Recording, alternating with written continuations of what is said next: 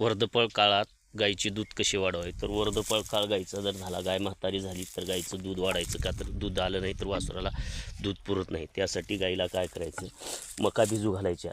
भिजू घातलेल्या मका गाईला चारायच्या मोड फुटल्याच्यानंतर. त्याबरोबर हरभरासुद्धा भिजू घालायचा आणि तो हरभरासुद्धा मोड फुटल्यावर चारायचं. हे करून बघा. हरभरा हा दगडाला पाना फोडणारा आहे. जरूर दूध गाईचं वाढणार. शेअर करा, चॅनलला सबस्क्राईब करा.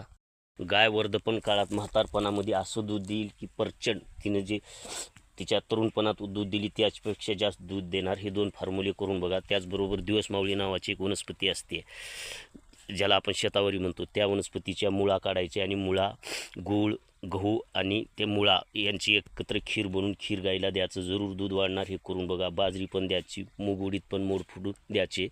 हे मी शेतकरी आहे, खोटं बोलत नाही, आमचा अनुभव आहे. आता ही गाय 11 वेताची आहे, तरी आम्ही हे दिल्याने या गाईला प्रचंड असं तरुणपणात दूध आल्याने